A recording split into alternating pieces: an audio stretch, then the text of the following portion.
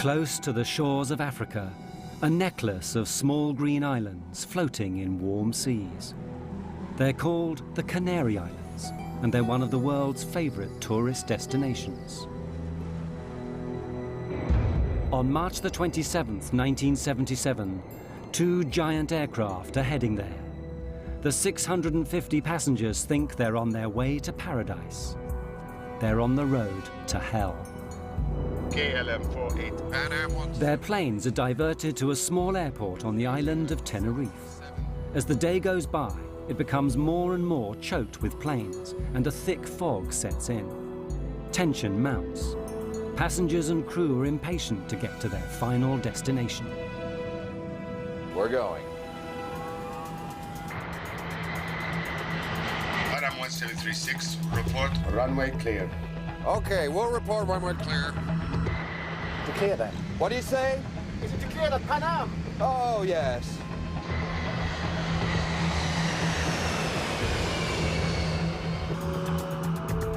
There he is.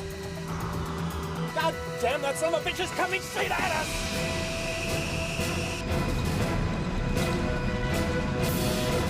God damn.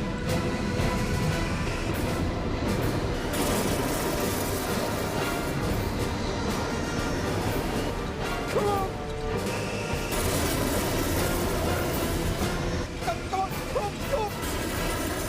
Get off! Get off!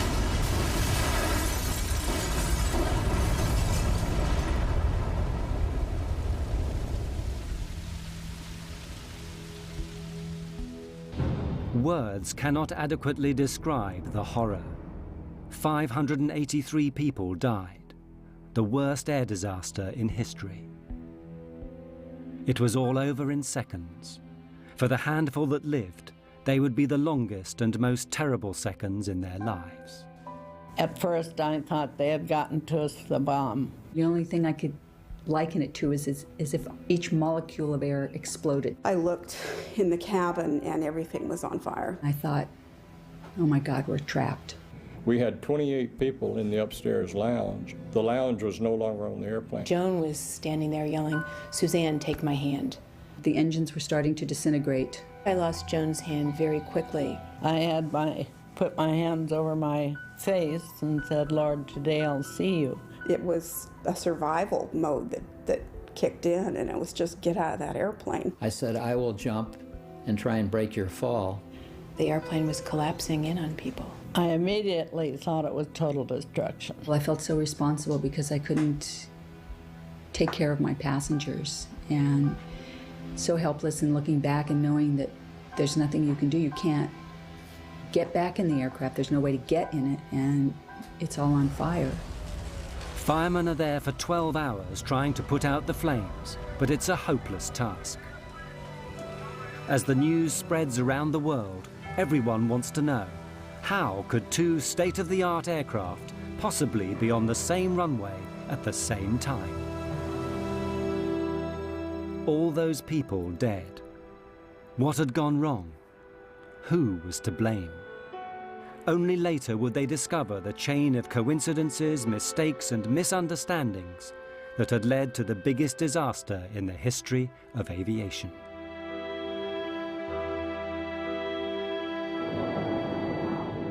The story begins at midday on the 27th of March. Pan Am Flight 1736 is nearing the Canary Islands. This has been a long, long flight. The plane left Los Angeles via New York the afternoon before. Now the passengers are tired, looking forward to journey's end in the Canaries' capital, Las Palmas. So, you guys been to the Canaries before? You guys ever visited the Canary Islands? Yep. I had a great time there. Golden beaches. Oh. Grilled fish. Midnight swims. I could do with that. But this is the first time I've been routed this way. Me too. It's gone quickly. Yeah. And this particular flight was one of the first ones that was what we named a fly cruise trip. Most of the passengers were retirees. Their destination was Las Palmas. Then they would board a cruise ship and do a 10-day cruise and then come back, and then they would be picked up again and flown back to the United States. What no one has told the passengers is the Canary Islands have their own local brand of terrorists. They're determined to get independence from Spain, which actually owns the Canary Islands.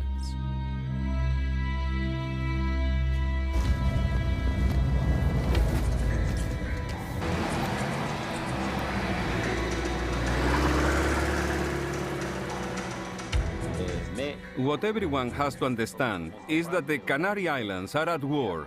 As long as the islands are a colony, they will be at war with Spain. If the Spanish government doesn't agree to our three conditions, we'll launch full armed combat and we'll fight to the very end. Continuerons la lutte jusqu'à la fin.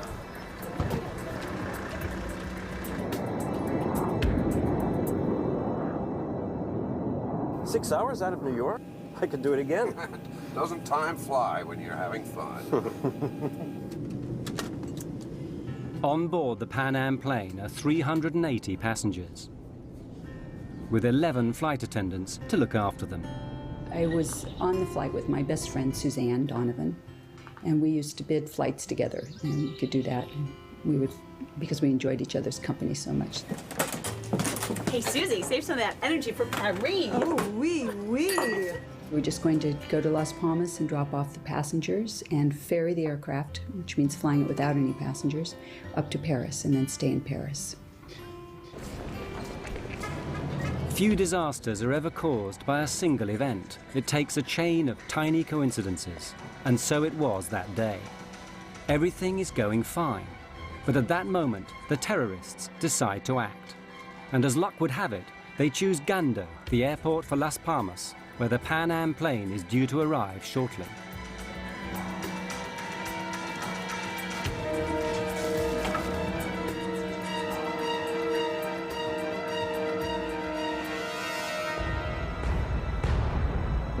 Just ahead of the Pan Am is another jumbo jet from the Dutch airline KLM. It too is heading for Gando Airport with 234 Dutch holidaymakers.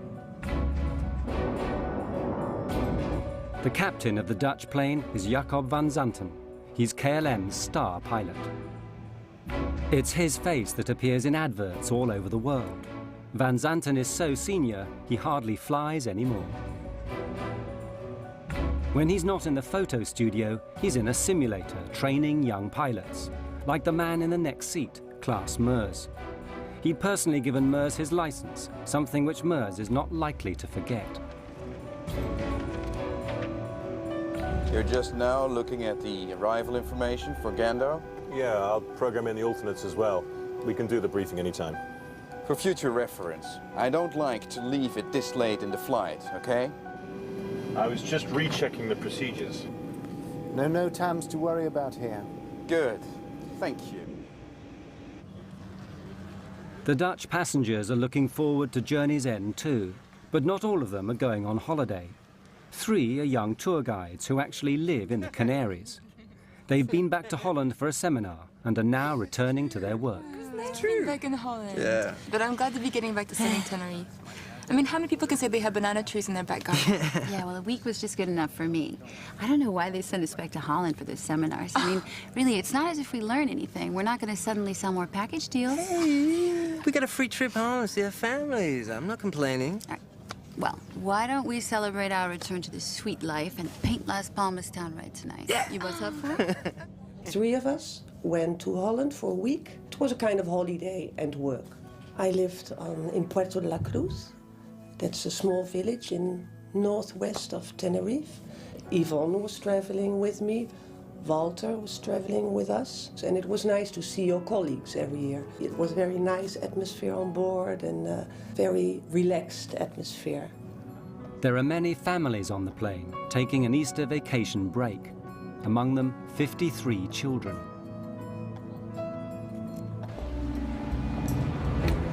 There are 2 bombs in the terminal. You have 10 minutes to save as many lives as you wish. We'll talk again. And so it begins, the first step on the road to disaster.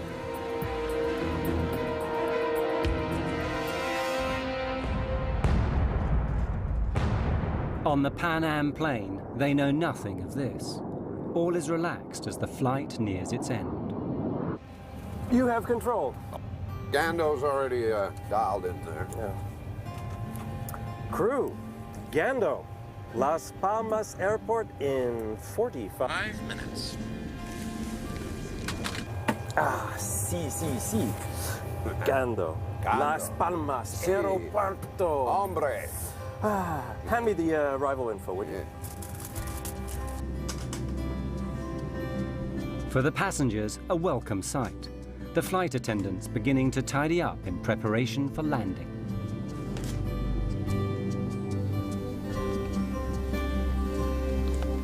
Here are your roses. They still look nice and fresh. Oh, lovely. Yes, a friend of mine gave them to me in the airport. I wish somebody would give me roses like that. Here, take one. I insist. I had worked very hard, and I was ready for a break. I had great anticipation for what we would see and hear and experience. For nearly everyone on board, this is the start of something special, the holiday they've always promised themselves. My husband and I were taking this trip to celebrate our 10th wedding anniversary. It was the first really big trip we've been able to take because we'd been in school forever and didn't have the resources to take a trip like this before. Atención, este es un mensaje de seguridad. Please leave all your belongings behind and exit immediately. All passengers must leave the terminal immediately. Attention all passengers. Leave all your belongings and exit immediately. All passengers must leave the terminal. At Gando Airport, the terrorist bomb explodes, badly injuring a shop assistant. Luckily, she's the only victim so far. Approach. Security here. We've had an explosion in the terminal and we've been told to expect another. We've got to close the airport now. You need to divert all inbound traffic. Of course, right away.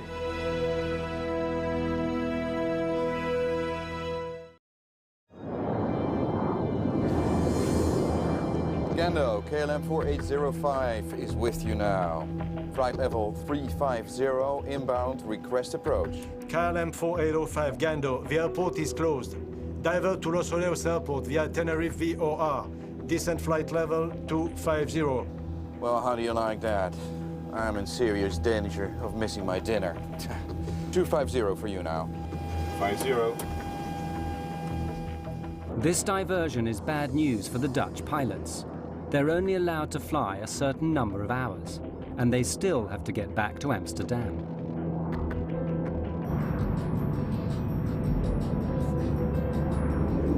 Gando, Pan Am 1736, good afternoon. We're on flight level 370, 120 miles west, inbound, approach. Pan Am 1736 Gando, the airport is closed. Divert to Los Olivos Airport via Tenerife VOR. Descent flight level 250. We filled her up at New York. Ask them if we can wait. What would you say, George? 2 hours up here? 2 hours easy. Gando, 1736 requests a hold over Las Palmas. We have enough fuel to wait about 2 hours. Negative, sir. I say again, the airport is closed. We had an explosion in the terminal. There's already a long line of aircraft in front of you. Expect halts at Los Olivos. Contact Canaries approach now on 118.5. Oh, that's just great. I think they just had so much traffic to deal with, they didn't have time to even consider giving an airplane clearance to hold or whatever. So that's what I assumed, that they had made up their mind, that they were just diverting everyone to Tenerife. So now both jumbo jets, along with many other aircraft, find themselves heading for Los Rodeos Airport on the island of Tenerife, half an hour away. It turns out to be a regional airport, more used to dealing with light aircraft than Boeing 747s. It has only one runway and about as much parking space as the average supermarket. But it's the only airport within striking distance.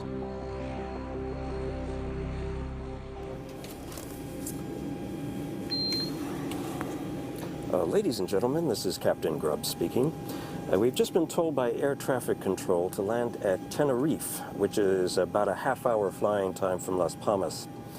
Apparently, there are some difficulties in the airport. We're working the radios up here to see if there's a way that we can get you over to Las Palmas just as soon as we can, on the ground. I'll let you know when we have some more information on that. Thank you for your patience.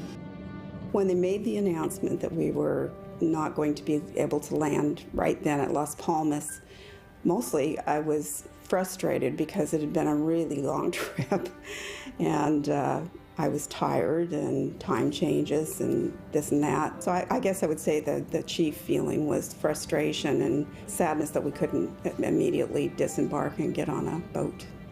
People were not happy about this because it was not a good omen, you know. It was not a good omen having this take place. For the air traffic controllers at Los Rodeos, it's not good news either. It's Sunday and they're short-staffed. In the tower, there are only the two of them. Enough on a normal day, but today there threatens to be as much traffic as a motorway on a bank holiday Monday. The hell are they thinking? What do they want? That makes 4 planes already and 2 747s on their way. So what have we got? Pan Am 747, KLM 747. KLM 4805, you are number 3 behind the 737. Report outer marker. 4805, follow the 737, report outer marker. My God, I've seen postage stamps bigger than this place. God, we're gonna get boxed in here. God damn it. Anyone care to hear about the landing checklist? Class, you're flying. You've got to call the landing checklist. Landing checklist, please. Auto brake? On medium, you never know. Runway short, and on top of it might be slippery. Be careful. Lima Tango 107, you are clear to descend to flight level 80, holding pattern. At Los Rodeos, planes are pouring in one after the other. Sunjet 282, switch to ground now on 118.7. Sunjet 282, switching to 118.7. Good day. God damn it. Of all the days this has to happen. Just when Spain is going to teach Hungary a lesson in football. I don't know. For sure it's bad timing. How are we supposed to get all these planes down? That Sunday, the two controllers find themselves thrust into a situation that's way over their heads. Los Rodeos had never seen so many big aircraft all at once. Contact standby for taxi clearance. Sunjet will take your place. You can begin your taxi just after it passes behind you. Brake, Spantax, hold on. Hey, say, where are you going to put the KLM? Next to the breathing 737. No choice. Still waiting for the Pan Am 747. Yeah, but that's 2 large carriers. It won't be easy to handle. You got to leave some room for these other planes that want to roll. Pan Am 1736, leave level 230 now for level 120, call back crossing 180. The Pan Am plane begins its approach. 1736 cleared to flight level 120, report crossing 180. The passengers are fed up. After 13 hours in the air, they're wondering when it's all going to end. Say, why the diversion? Is anything wrong at the airport? No, just a slight technical difficulty. It'll be cleared up in no time. Nothing serious? No, nothing to worry about. At the back of everyone's minds is, how long is this diversion going to last? Is it going to jeopardize their cruise? Will they miss the boat? Their tour guide reassures them. Hello, everyone. This is Beau Moss speaking. Ladies and gentlemen, our cruise ship, the Golden Odyssey, has got its engines running and will, I've been told, come out to pick us up if this delay should continue. So it will be just a few minutes longer. Please bear with us.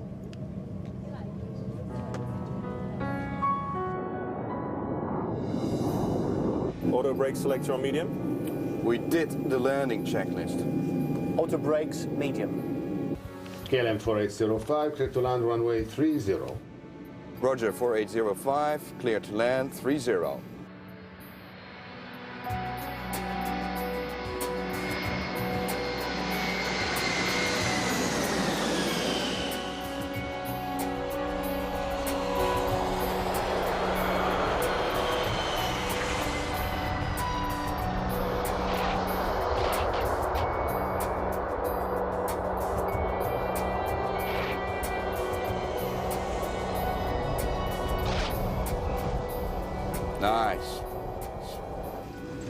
Clever kiss landing. Nice and smooth.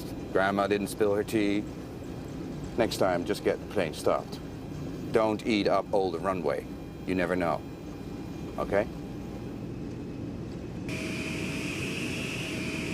Right. I think he wants us to park parallel to the 737. All right. You've got room on my side. You can turn. Stop. Brake here. Stop. All right. That'll do. That'll do. Good, good, good. Los Radios ground. KLM 4805. 4805 ground. Yes. Any idea how long we're going to be here? Negative 4805. We're waiting for the word from Gando. Well, then, we need to get our passengers in the terminal so they can be more comfortable. How many passengers do you have on board? 273 passengers. I'd rather not have them in here moaning and complaining. Roger, we're sending a passenger bus. Thank you. But this might only take a few minutes. Or it could be hours. You want to tell them to stay in there? The controllers are now stuck in the middle of a traffic jam, the likes of which have never been seen before at this airport. The tarmac is getting bumper to bumper. Miguel, take a look at this. Make it fast, man. We already got 2 aircraft blocking Charlie 1 and Charlie 2. The only option is to start lining them up down here. Not everyone's gonna make that turn onto Charlie 3. I already thought about that. We can squeeze the Pan Am 747 through here. How do you get them out if we ever do get them out? We'll have to backtrack them. Taxi down here, turn around, take off. When he's gone, we do the next one. We'll be here all night, you know that, right? Or you can go out there and pave us another runway. Maybe I do. Rodeos approach, Pan Am 1736. There is some method in their madness. Sooner or later, they'll have to get all these aircraft out again. Since all the taxiways are blocked with aircraft, what they propose to do is to use the main runway as a taxiway instead. The planes will take it in turns to taxi down to the far end, turn round, and take off. Ladies and gentlemen, we apologize for this delay. While the flight crew... The Dutch plane waits on the ramp. Its passengers should be spending this afternoon on the beach. Instead, they learn they're going to spend it hanging around the departure lounge of a small airport. No. We're going to visit another airport first, Los Rodeos. Then we'll be going to Las Palmas. Los Rodeos? Yes. Come on. Let's get your shoes on. It is weird. Robina, Walter and Yvonne actually live and work on this island. So when they eventually get to Las Palmas, they'll have to get another plane to bring them straight back again. Well, maybe we could get off here. Yeah, and what about our bags? You're so materialistic. Just because you want to see Paul doesn't mean the rest of us have. Robina wants to see her boyfriend Paul in Tenerife tonight, not spend it in Las Palmas. I miss him so much after this week in Holland. I could skip Las Palmas, to be honest with you. We're moving. Let's go. Bye. See you.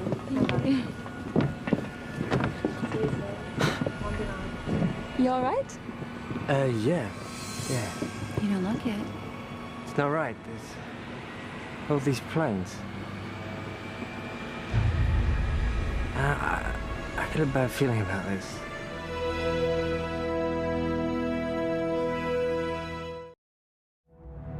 Because of a terrorist bomb explosion, dozens of planes have been diverted to a small airport on the island of Tenerife in the Canaries. One of the first to arrive is a KLM jumbo jet. Its passengers are taken to the terminal.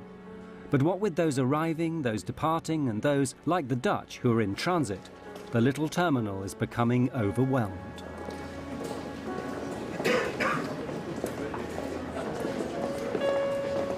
Pan Am 1736, short final for 30.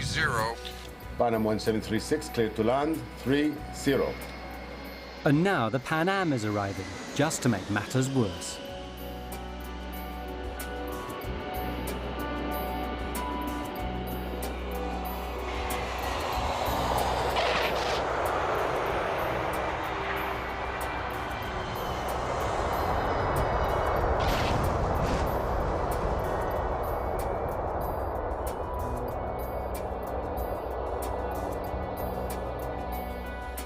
1736 at the end of the runway. You have a follow me for taxi instructions. Have you got him inside? Affirmative, sir. 1736, you will be just behind 3 other planes. Have you got them inside? Looks a bit tight in there. 1736, be careful of your jet blast. When you turn, there's a plane just next to you. The ground situation was a traffic jam, because when we landed there, the ramp was so crowded with other airplanes, and we were directed to taxi down to the end of the ramp area and park behind 3 other airplanes. And basically that's all we saw, and we didn't know when the airport at Las Palmas was going to open, so we really didn't leave the airplane area, let's say. By this time, the terminal is so full, there's no room for the Pan Am passengers. They'll have to stay on board their aircraft. After 14 hours stuck inside it, they're not happy. Ladies and gentlemen, I've authorized a door to be opened and the stair ramp set in place so that anyone who wants can walk down and stretch their legs. Unfortunately, due to the number of other airliners here now, we cannot get near the terminal. Now, I know we've all had a long day already, so I hope that we can get you out of here in about an hour or so. Thank you very much. They actually allowed us to get off the plane and just to walk downstairs and stand on the tarmac, stretch our legs. I think everybody was getting weary of traveling and ready to start their vacation. They opened the doors to give us air and we could look out. It was cloudy and overcast. It kept darkening down and was not nice like we had hoped it would be. Everyone had been expecting tropical sunshine. Instead, it's damp and misty with clouds as far as the eye can see.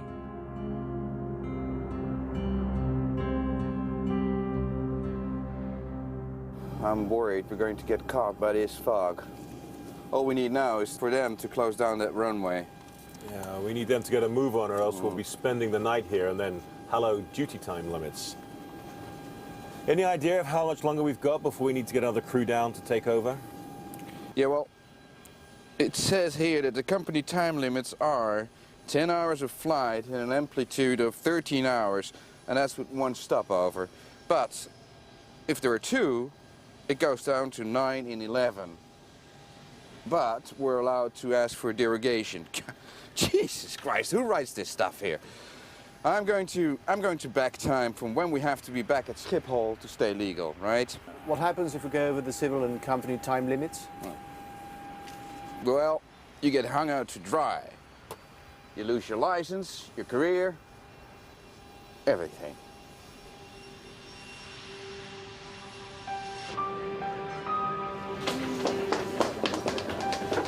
That's it, it's all settled. We can stay here in Tenerife. It's so stupid to go to Las Palmas now. We just have to come back tomorrow.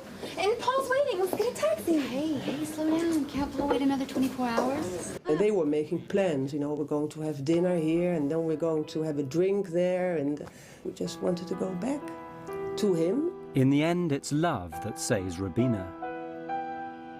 I met Rubina in December 1976. I fell in love, and we've never been separated. No, again afterwards. Why don't I pick up the bags and see you guys and stay together? Stay. You know, Walter and I actually know how to have a good time without you. Yeah. You'd just be a drag anyway, thinking about Paul the whole time. Really? Right.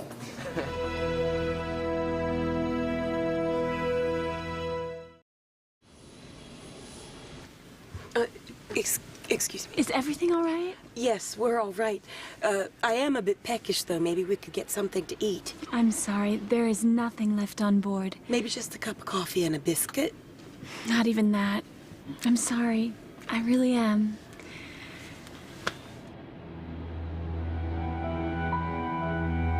That was a long 4 hours without coffee or pop or anything. We had no food to serve. We had only the one meal that had been boarded in New York. We'd already served that before landing. That was really all we had to serve.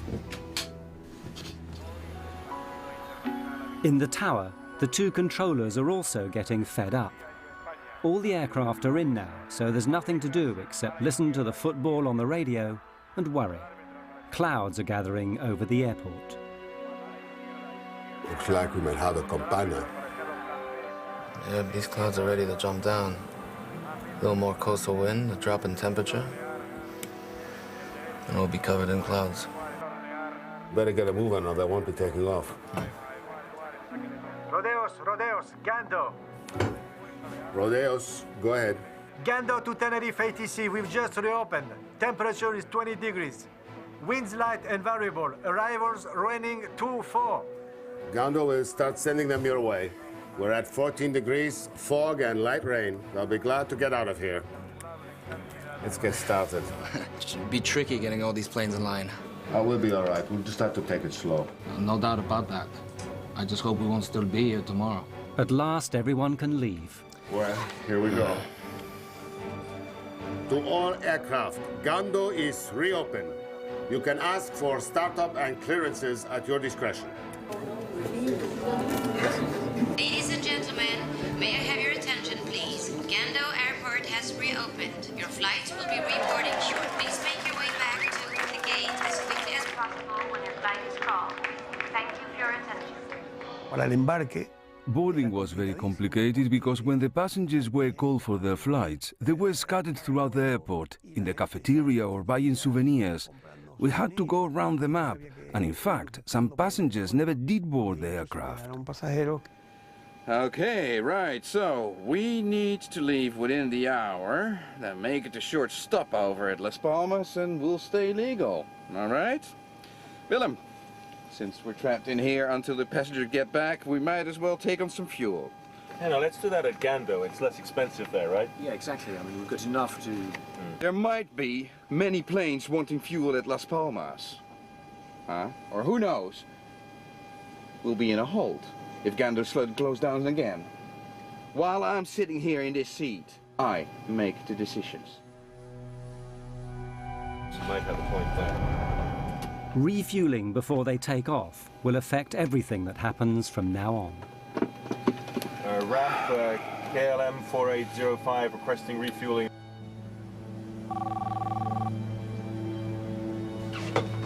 Yes? We're going to refuel during passenger boarding.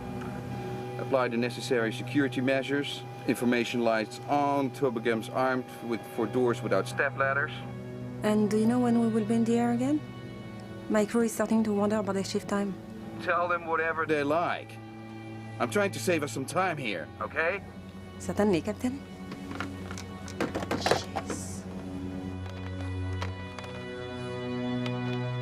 In order to keep the weight down at takeoff, the normal practice is to take on just the amount of fuel you need, plus a margin for safety.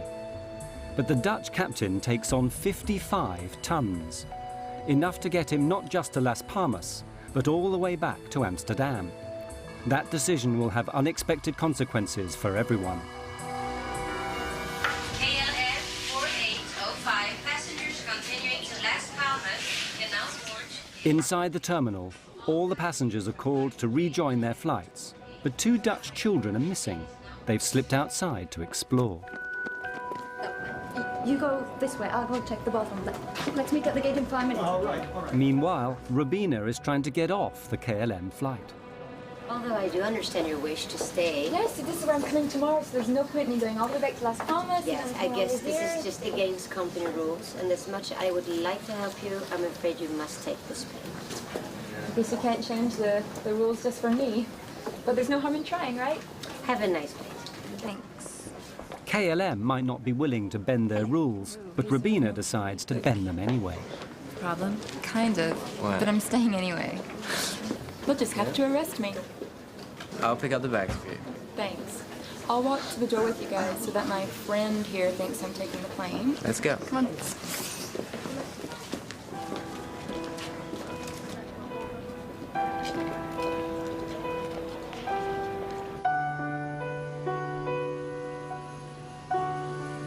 they wanted me to go with them.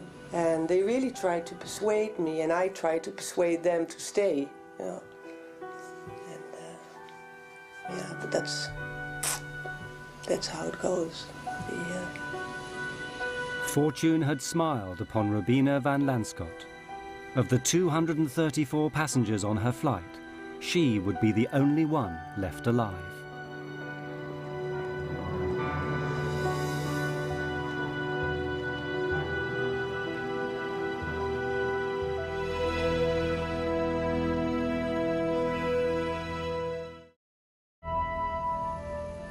The temperature is 14 and falling. The dew point is 12, not a good sign. The visibility is going to drop like a rock. Weather. Hi guys, it's Fernando. What's the current visibility? Got it. Keep us posted if it changes, okay? In the meantime, we're going to let them go. The controllers need to move quickly before the weather closes them down. But some planes can't move. Rodeo's ground. Pan Am 1736 request clearance. Las Palmas latest weather and taxi instructions. 1736, there's a delay for you. The KLM in front of you is refueling. Oh, come on, let's try to get around him. But there's going to be a revolt back there if we don't get moving soon. Ground, we'll try to sneak past him here. The Pan Am captain does his best. He starts his engines and tries to squeeze past. But a 747 is nearly 200 feet long. It's not built for squeezing. Damn, not enough room. George, why don't we get a breath of fresh air and take a look? The engineer and I went out underneath the right wing and basically stepped off the distance between our wingtip and the KLM 747's wingtip, and we were 12 feet short of being able to taxi easily around the airplane. For the sake of 12 feet, hundreds of lives are going to be lost.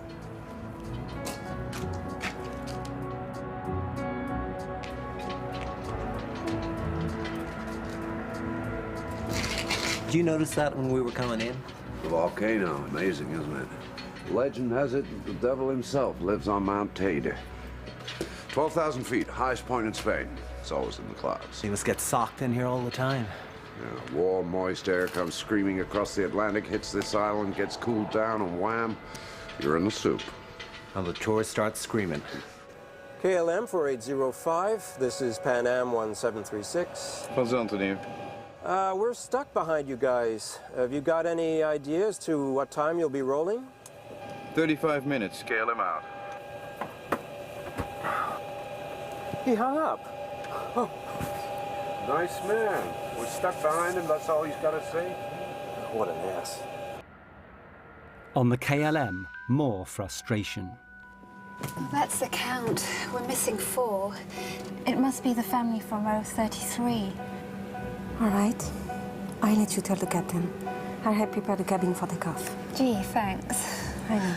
Roberto, you have to find them. Please, hurry up. Please. Captain, Yes. What is it now? we're missing 4 passengers.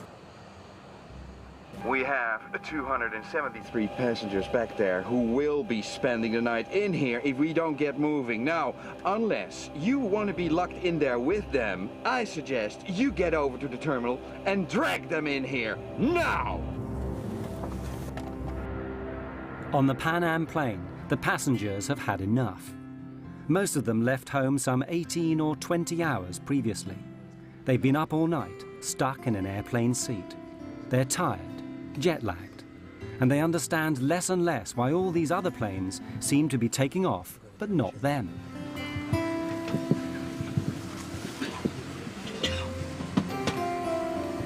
My friends, I know it's been a trying afternoon for all of us, but when we are finally on board the Golden Odyssey, you will be pampered day and night. Your own private telephone will give you access to room service at all hours. A twist of the button will give you just the right temperature. Queen-size beds will make you forget these airplane seats.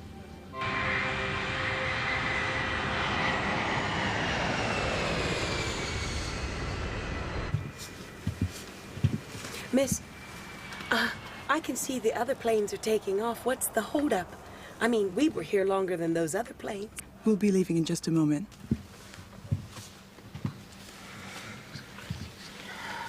Keep thinking of Paris, I guess. You can keep thinking about it. Yep. Moulin Rouge, maybe? The old Moulin Rouge. Dancing girls? Dancing girls. Da, da, da, da, ya, pa, pa, pa, pa, pa, pa. Ya, ya, ya, ya, pa, pa, pa, pa, pa, pam. Da, da, da, da, Ay, ya, pa, pa, pa, pa, pa, pa. Dum, dum, dum, pa, whoop, pa, pa, pa, pa, pa, pa, pa, pa, pa, pa, pa, pa, pa, pa, pa, pa, pa, pa. Bum, bum, bum. You ever get there? We get there. Around about this time, the ground controller, Roberto, manages to find the two missing Dutch children.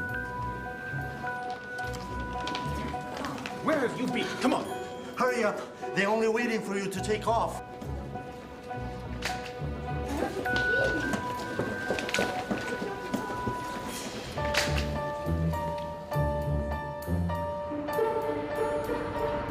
He takes them back to their plane, and as it happens, to their deaths.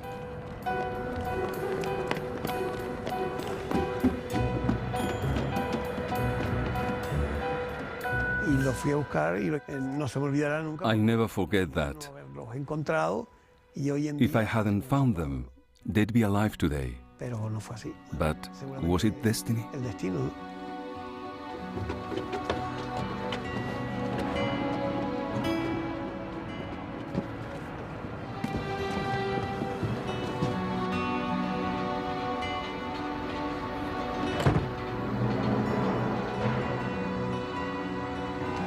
Station calling to start. Ground. KLM 4805 is ready for startup. 4805, clear to start. Checklist before startup. Plane free, blocks in place, doors shut and checked. Ready for startup in sequence 1, 2, 3, 4. Affirmative, ready on 1. The KLM pilots start their engines one by one and prepare to go back out onto the runway for takeoff. If the weather were good, there'd be no problem at all. But everything is changing rapidly, and for the worse.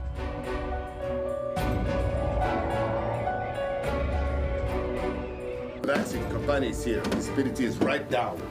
We've fallen from 10 to 3 kilometers in the past half hour. But there's good wind. There will be some hole. Yeah, but let's face it, the weather is not going to get any better.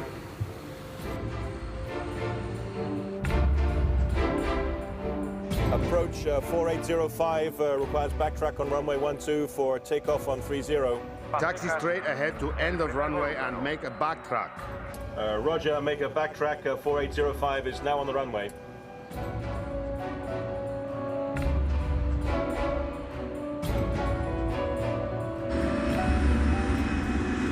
The KLM is now back on the runway.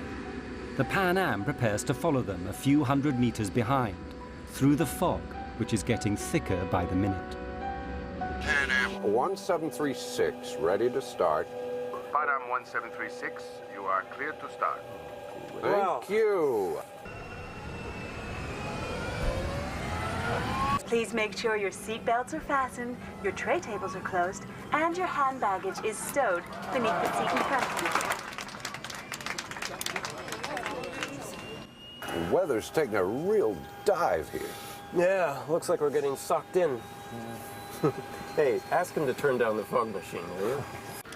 Pan Am 1736 clear to taxi on runway following the KLM. Pan Am 1736 following KLM. Basically, our instructions were to follow KLM, to backtrack down the runway. Now, backtrack means that you're taxiing down the runway in the opposite direction of the takeoff, following KLM. 335 tons of Boeing 747 turn out onto the runway. At first, traveling at about 15 kilometers an hour, but not for long. A fog bank started on the right hill. This particular airport is situated between two fairly big hills. And we saw the fog bank come off of the right hill and proceed down and stop right on the runway. So our visibility went from unlimited to 500 meters. We lost sight of the KLM airplane. I'll have 2 planes tailing on the runway. Keep some healthy separation. Visibility is dropping every second. Yeah, they can't see much out there. They certainly can't. The KLM plane is groping its way through fog.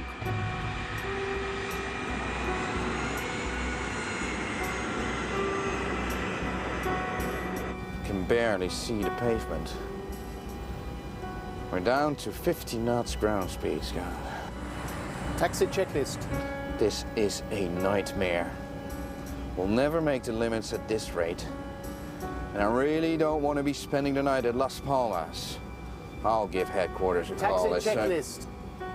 Please. EPR, ADI, safety compass. Compared and checked. Okay, we're massing 200 tons with 55 tons of fuel. The parameters are checked and verified by myself. Rolling checklist completed.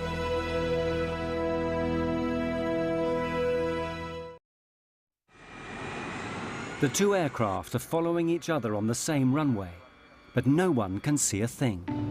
Everyone is nervous, especially the American pilots. They know that before long the KLM will turn round and come back down the runway at full speed, taking off. They have to get off the runway, but where? Pan Am 1736. Pan Am 1736, approach. We were also instructed to taxi down the runway, is that correct? Affirmative. Taxi into the runway. And leave the runway third to your left. Third to the left, okay. Third, he said? 3. Third to your left. I thought he said leave the first. runway third to your left. Third to your left. Left turn. Look at it out there. I mean, this cloud just rolled right onto us. I don't think anybody has the minimums now. In a 747, the pilots are more than 10 meters off the ground. It's very difficult to see out. And it's built to fly, not to drive down a highway in thick fog trying to find an exit. Tell me what you think, George. No. We've got centerline markings only. We need 800 meters visibility if we don't have the lights. Anytime you get a low visibility, such as that, on the back of the approach plates, you have the runway information. It gives you the minimum visibility you must have to be able to take off. We turned our charts over and it said RVR, minimum 700 meters visibility. So we assumed that with that, he'd just given us 500 meters. We couldn't take off.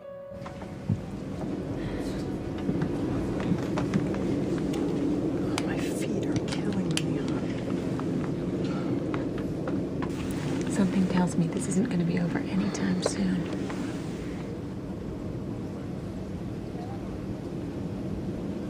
KLM 4805, how many taxiway did you pass?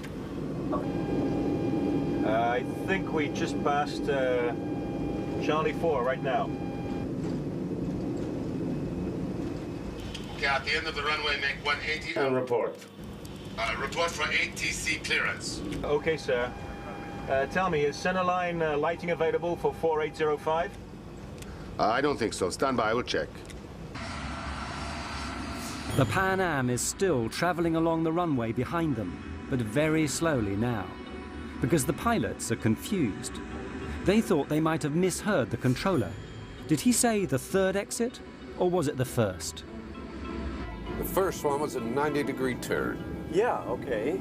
This one down here is a 45.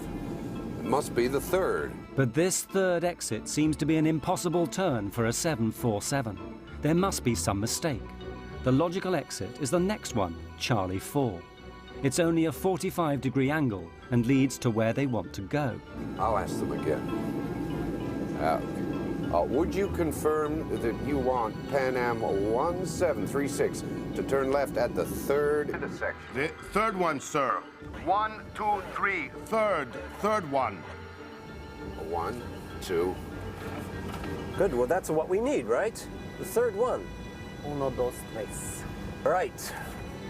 1736, report runway clear. Pan Am 1736. We couldn't see any taxiways. We couldn't see barely the center line of the runway we were taxiing on, but we knew that the 45-degree angle to the left was the taxiway we were supposed to take. 1 kilometer ahead and out of sight in the fog, the KLM is nearing the end of the runway. 4805 and Pan Am 1736, for your information, the centerline lighting is out of service. 4805, we copied that. Why am I not surprised? Wouldn't make any much difference anyway. You need a bunch of searchlights to punch a hole through this mess.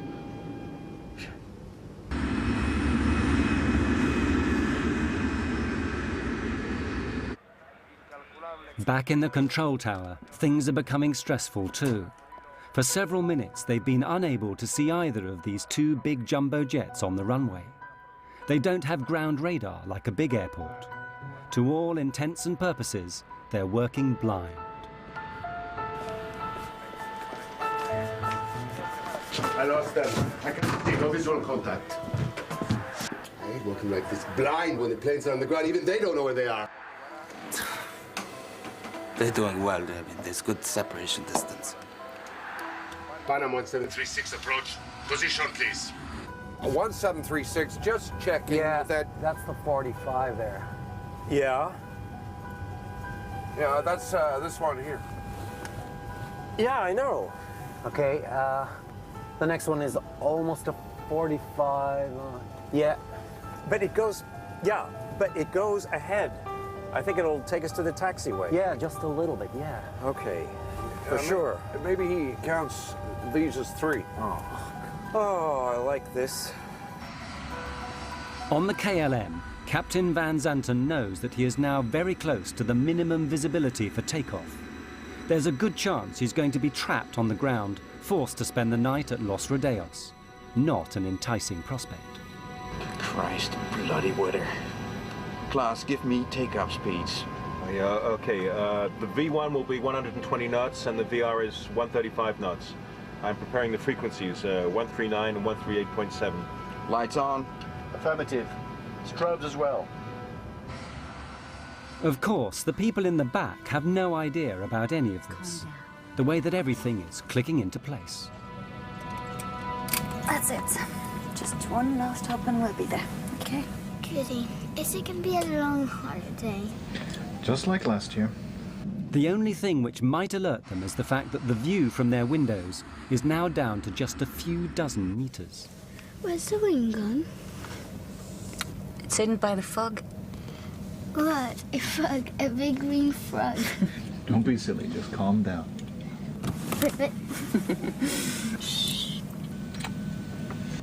Chewing gum to pop your ears. Yeah, sure. Thanks. I wonder if Rubina will have a good time tonight. Oh, are you worrying about her? Oh, she always manages to have a good time. That's true. At the end of the runway, the plane begins its 180-degree turn. How many have taken off now? Feels like we've been taxiing for hours. I can't see anything. Do you think they can see any better out the front? Maybe, yeah. Yeah? There's a lot of fog out there. It's just after 5 p.m. The two aircraft are now face to face, a kilometer apart, unable to see each other in the fog.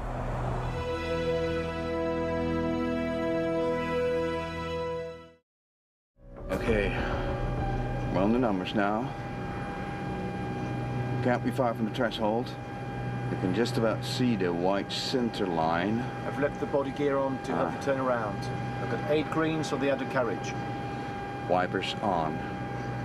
Lights are on. I said wipers on. All right, there you go. Okay, we have 700 meters visibility here now.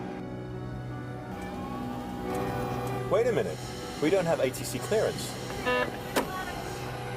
I know that. Go ahead, ask. KLM 4805 is now ready for takeoff. We're waiting for ATC clearance. KLM 4805, you're cleared to the Papa Beacon. Climb to and maintain... ATC clearance is the route the aircraft intends to take once it's left Los Rodeos. But it's not permission to take off. That has to be obtained separately. Las Palmas VOR. Roger, sir. We're cleared to the Papa Beacon, flight level 90. Right turn out 040 until intercepting the 325. We're going. No! Stand by for takeoff, I will call you. And we're still taxiing down the runway. Pan Am 1736. Pan Am 1736, report runway clear. Okay, we'll report when we're clear. Thank you, 1736. He asked us, were we off the runway? And I responded back, negative.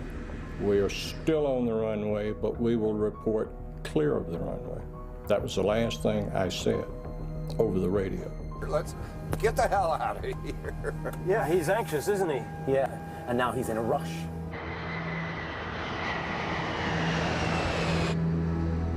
We were only taxiing at 3 miles an hour. Nothing in my mind would have even given me the thought that he was taking off.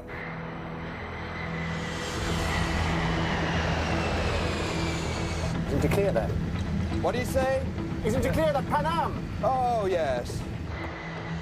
The die is cast. With every second, the KLM is going faster and faster. At the same moment, the Pan Am reaches the number 4 exit and begins to turn off the runway. God damn, that son of a bitch is coming straight at us!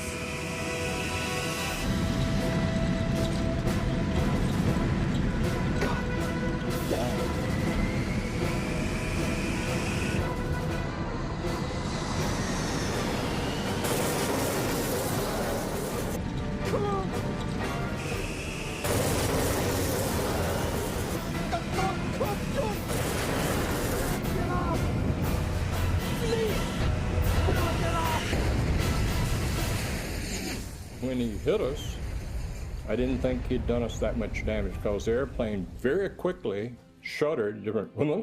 The first thing was this huge, loud noise, and the only thing I could liken it to is if each molecule of air exploded. That's the way I thought of it afterwards. It just was so loud. At first, I thought they had gotten to us the bomb, and it came up and slammed down. The lights went out, and flames came through. I had put my hands over my face and said, Lord, today I'll see you. The minute I opened my eyes, I looked in the cabin and everything was on fire. All the windows were going in the cockpit. I looked out to the right wing was on fire. I looked back to the left. We had 28 people in the upstairs lounge. The lounge was no longer on the airplane. It was just a big hole there. And I could see all the way to the tail of the airplane, just like someone had taken a big knife and cut the top off. People were just sitting in their seats. They weren't moving.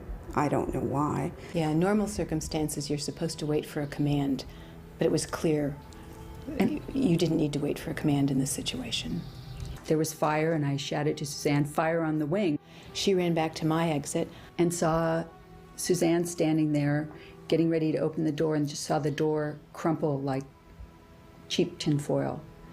And I thought, oh my God, we're trapped. I was staring at the door, and I yelled, unfasten your seatbelts, remove your shoes, leave everything, come this way.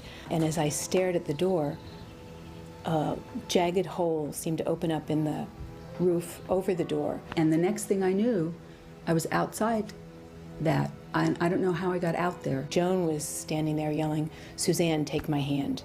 And I was standing above the level of the door on fuselage rubble pieces. And I leaned down and said to Suzanne, give me your hand. She grabbed me out with one hand. I mean, I don't know how she lifted me. And then we were standing up on top of almost on top of this airplane. And I thought, it's really a long ways down. If we jump, we're going to break our legs. We were on debris. It was like ice flows, big chunks of fuselage kind of moving all around. The engines were starting to disintegrate already. We could hear them disintegrating and throwing metal. I lost Joan's hand very quickly, so I jumped. And it seemed like the leap from a second-story building. The captain He elected to jump down in the first class section of the airplane, and when he hit the first class floor, the floor collapsed and he fell on down into the cargo area. It was so hot that the oxygen bottles exploded and burned him very badly, as a matter of fact. It was a survival mode that kicked in, and it was just get out of that airplane. I didn't stop to think about how it happened. I went to where the door would have been, and I left my wife seated. And then it came to me, what am I doing? Where's my wife? So I turned around, and she was coming, and I said, I will jump and try and break your fall. My husband was sitting to my right, and I undid his seatbelt and kind of pushed him out of his seat to get him moving. And we headed for the door that was closest to us.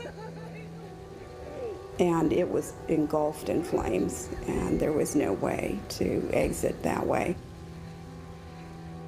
I looked over, and at some point, someone had opened the other door, which was amazing to me. And I just yelled over here and headed toward the door on the other side, which was, again, the wing door. In the haste to get out of the burning plane, Karen became separated from her husband. He died in the flames.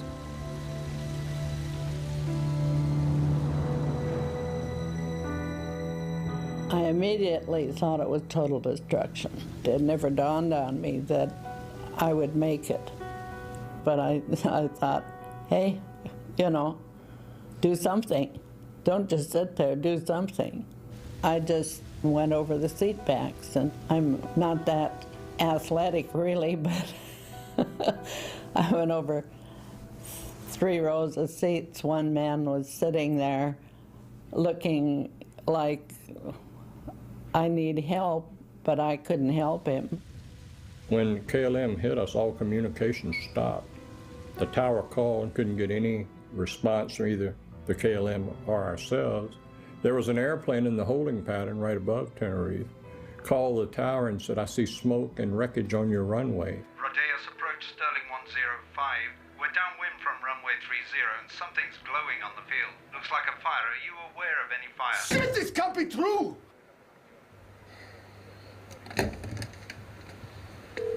Come on, come on! Come on, come on!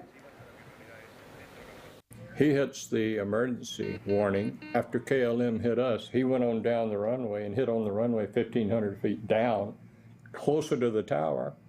So when the fire truck and the ambulance came out, they got to him first. So no one came to us for quite a while. As a matter of fact, I remember thinking, I wonder why somebody hasn't gotten out here to help us.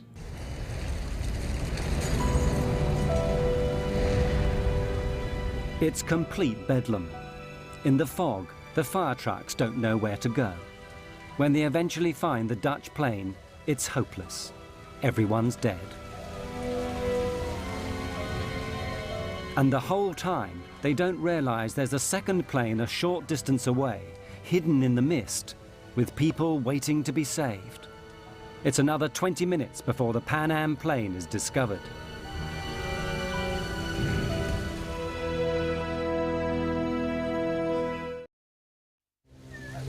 Only 20% of the Pan Am passengers get out alive, and most of them are gathered on the left wing, which has somehow miraculously remained intact.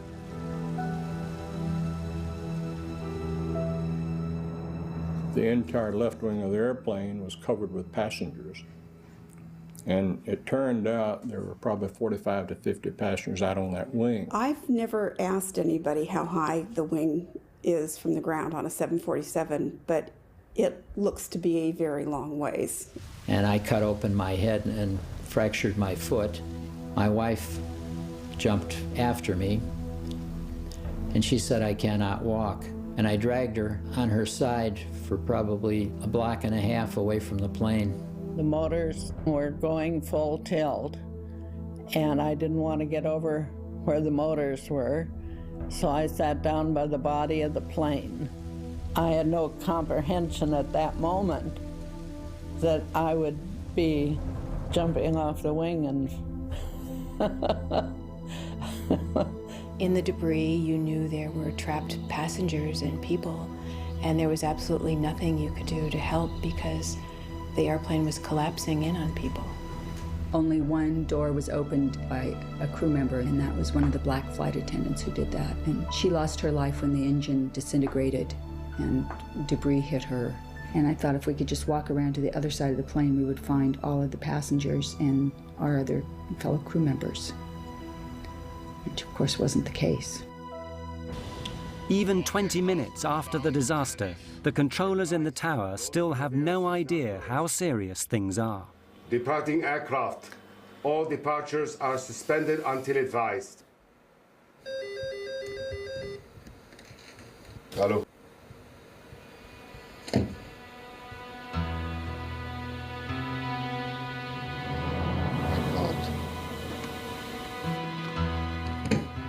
God.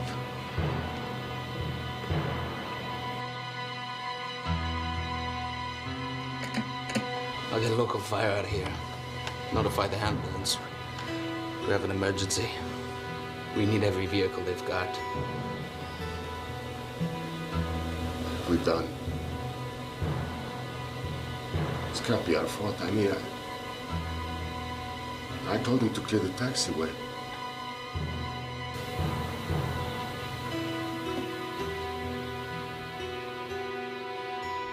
When I got out on the ground, I could hear people screaming and yelling and all. Within about 5 minutes, you heard absolutely nothing. There was no noise at all, just the airplane burning. I asked one of our medical directors later on what he calls that, and he said that when you have a fire that hot and that much of a fire, it consumes all of the oxygen in there and people basically suffocate. I felt so responsible because I couldn't take care of my passengers, and so helpless in looking back and knowing that there's nothing you can do. You can't get back in the aircraft. There's no way to get in it, and it's all on fire. Of the KLM plane, very little remains. It had continued flying for another 400 meters before slamming into the ground.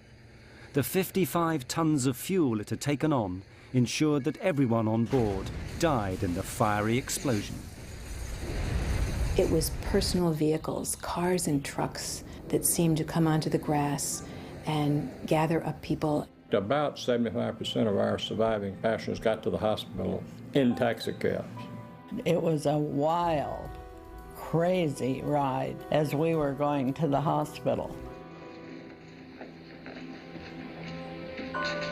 The skin was hanging on both hands because I had received burns, but it hadn't affected my eyes. I had blood all over me, and I walked up to somebody and said, "I'm a doctor, can I help?" And the guy that I said it to had the oddest look on his face, just this very wan smile, and he just shook his head, and then I immediately went into a coma.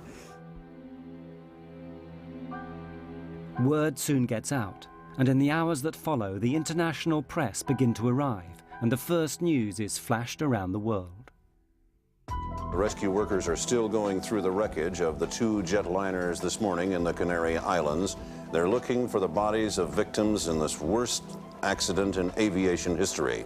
2 jumbo jetliners, 747s, collided on the ground at the airport at Santa Cruz de Tenerife yesterday morning. One was a Pan Am charter from Los Angeles that picked up more people in New York before flying to the Canaries. The other was a KLM charter from Amsterdam in the Netherlands. They set up a morgue in one of the hangars, and it was huge, and they had all of the nearly 600 bodies in that particular hangar, or temporary morgue. The death toll rises to 583 people, nearly twice as big as any previous accident.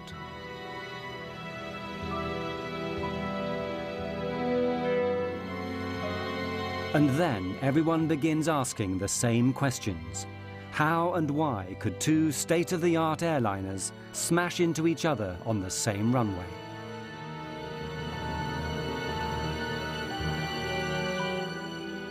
Very soon, a whole army of investigators begins arriving from the 3 countries involved: Spain, Holland, and the United States. Under the rules that govern this sort of thing, they all have a right to be there, but that doesn't mean they're going to get along. In Spain, the military still runs everything, including aviation. When the American team from the National Transportation Safety Board arrives, the Spanish general in charge won't even let them into the room. I sneaked in, and I went to the general and told him, the general, my name is Luis Carmona. I represent the U.S. government, the NTSB, and I am here to participate in the investigation. He answered back to me, I represent the king, and you get out. So as I was walking out, he looked at me again and he said, hey, you don't look American. And I told him, well, yes, I am an American, but I was born in Cuba. And he said, well, so did I. I was also born in Cuba. So he turned around and he asked me questions and asked me to bring my team in, and we started doing the accident investigation then. The investigators discover the chain of coincidences that had led remorselessly to the deaths of 583 people. If any one of them had not occurred, neither would the accident. The first had nothing to do with airplanes, a terrorist bombing perpetrated by a small group fighting for their independence. Their intent was to create publicity for their cause. In that, they certainly succeeded. There are 2 bombs in the terminal. You have 10 minutes to save as many lives as you wish.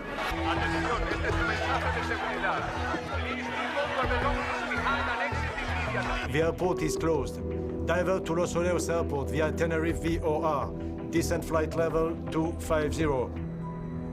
Because of the bomb, all air traffic was rerouted to Los Rodeos Airport on the neighboring island of Tenerife. But it's a small regional airfield with only 1 runway. A 747 can land there. The runway is long enough, but that's all. The airport is ill-equipped and unable to handle that amount of planes or people. Lima Tango 107, you are clear to descend to flight level 80. Subject 282, switch to ground now. Contact standby for taxi clearance. KLM 4805, clear to land runway 30. Pan Am 1736. Pan Am 1736, short final. As luck would have it, this tidal wave of traffic happens on a Sunday afternoon, when there are just 2 controllers on duty. They're good, but not used to handling as many airplanes as on that day. Big airplanes that need lots of room to park. They are confronted with an enormous jigsaw puzzle. We'll be here all night, you know that, right? Or you can go out there and pave us another runway.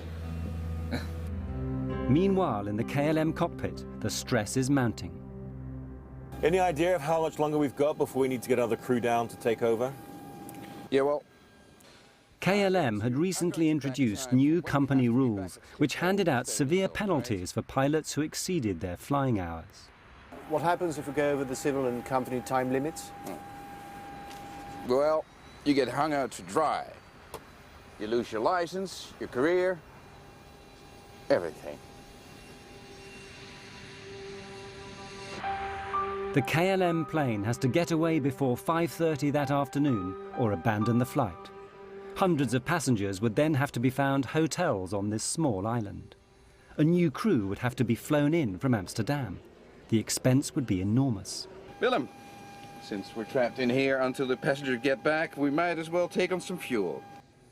But that seemingly simple decision seals the fate of everyone aboard the KLM.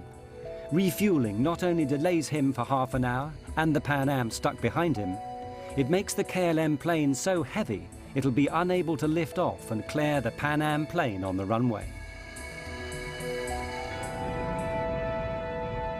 The half-hour delay has another effect. During that time, the weather changes abruptly. Los Rodeos is an unusual airport. It's on a plateau high in the hills. Los Rodeos Airport is at 2,000 feet elevation, and the normal clouds in the area, they stay about 2,000 feet. So when the wind blows the clouds over the airport, it closes the airport. The visibility goes to 0.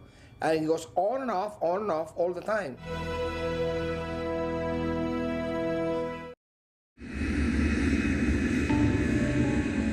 Unfortunately, for an airport that's constantly lost in fog, Los Rodeos is ill-equipped to deal with it. It has no ground radar so that controllers can see where the planes are. In fact, the facilities are downright primitive. When he was not, they had a person sitting in a building next to the runway, and he just took a visual measurement of the weather, and that's how the weather was checked. And that's about all. In the fog that day, both aircraft are invisible to the controllers. I lost them. I can't see no visual contact. There are no runway center lights working either. Visibility is on the borderline of what is safe. In fact, as far as the Pan Am crew is concerned, it's below the legal minimum, so no aircraft can take off. Look at it out there. I mean, this cloud just rolled right onto us. I don't think anybody has the minimums now. But the Dutch are working to a different set of rules. The scene is all set for a disaster. What will actually trigger it? The Dutch investigators thought they'd found the reasons. God damn it. Of all the days this has to happen. Just when Spain is going to teach Hungary a lesson in football. The controllers, they say, were listening to the football on the radio. Perhaps their minds weren't on the job. Furthermore, their bad English had confused the pilots. Taxi into the runway. And leave the runway third to your left. Third to the left, okay. Third, he said? 3. Third to your left. I thought he said said leave the first. runway third to your left. Third one, sir. 1, 2, 3. Third one. 1, 2. Good, well that's what we need, right? The third one. Uno, dos, tres. We were listening to the controller talking to the other airplanes. We were listening to the controller giving the ATC clearances, the taxi clearances. And he spoke clear enough English for anyone, I think. So I'd have to say no, I don't think the controller was involved at all. I don't think he had any fault at all in this accident. 1736, just checking that. That's the 45 there. But the Dutch haven't finished yet. Yeah, that's this one here. Yeah, I know. They make an even more controversial claim, one that provokes a blazing row, that the Pan Am plane had caused the accident by being on the runway when it shouldn't have been. They hadn't followed orders to turn off. Okay, for sure. Maybe he counts these as 3. Oh, I like this. They were going to taxiway 4. He was instructed to go on 3, but he had to go 4 because taxiway number 4 was the one that had 45 degrees, and it was easy for the 747 to access it. We said, confirm which taxiway you want to take, and he says, the third on your left, 1, 2, 3, the third on your left. And here again, I still believe this. I think he had seen us go by the first one, and when he says count 3 more taxiways, the third, 1, 2, 3, we were doing exactly what we thought he meant for us to do, and I still think that's what he meant for us to do. It was the logical taxiway to take. Whether they should have taken the 3rd or 4th exit became largely irrelevant anyway, because it became clear that Captain Van Zanten had made one of the most elementary mistakes a pilot can make. He'd taken off without permission. We have 700 meters visibility here now. Wait a minute. We don't have ATC clearance. I know that. Go ahead, ask. KLM 4805 is now ready for takeoff. We're waiting for ATC clearance. KLM 4805, you're clear to the Papa Beacon. The KLM is given its ATC clearance, which is simply the route it must follow after takeoff. Now, it must wait for permission to take off. 325 radial at Las Palmas VOR. Roger, sir. We're cleared to the Papa Beacon, flight level 90. Right turn out 040 until intercepting the 325. We're going. But why didn't his crew stop him? It's very difficult for a co-pilot or a flight engineer to tell the captain, hey, look, you missed something. Tenerife exposed a problem that had long existed in commercial air travel. The pilot was regarded, and often regarded himself, as God.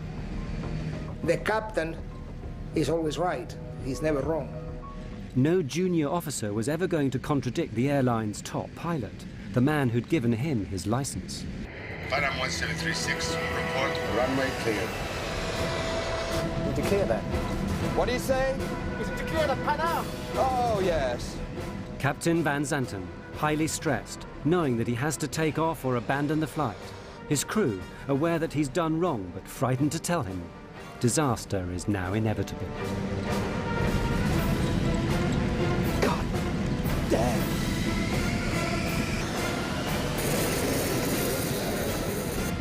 Come.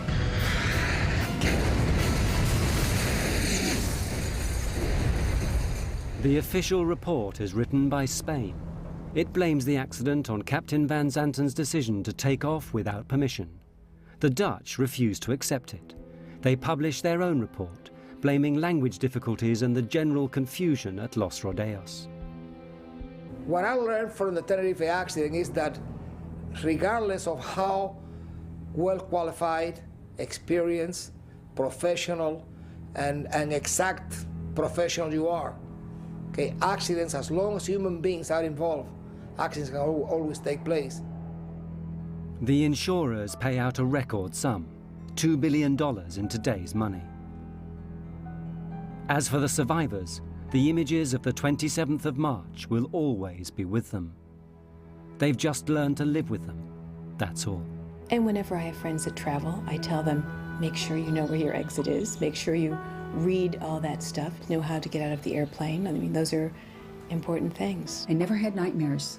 I had only dreams about being helpless and being at an airport behind a big, thick window and watching an airplane take off and knowing that it was going to crash and wanting to shout out, but there's this big, thick glass window.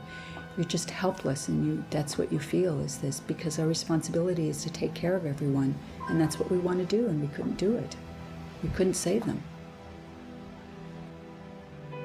The loss of my husband had a tremendous impact on my life, on my son's lives, on my extended family's lives. It was huge. Then you can see how strange life is, you know, that things like that happen, that you get off and they go on, and perhaps if the plane left a minute later, it wouldn't have happened. I think it brought home to me how quickly you can leave this life and how everyone should enjoy life every and each day as much as you possibly can. Well, after the crash, I decided to start a family.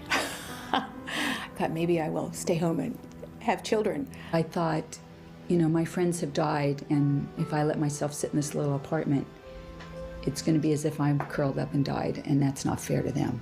I can honor them best by living a life, a full life, and not being afraid. I am blessed because I do not have any horror left over from the accident. I felt ashamed the first while. And a long time I thought, you know, I wish I died, because I felt very bad. I was scared for quite a while after the crash, but I knew if I flew with Joan, she would pull me out again. I had to quit the NTSB. I didn't retire. I felt so bad that I became ill. I had to go to a doctor and get some medication because I got sick.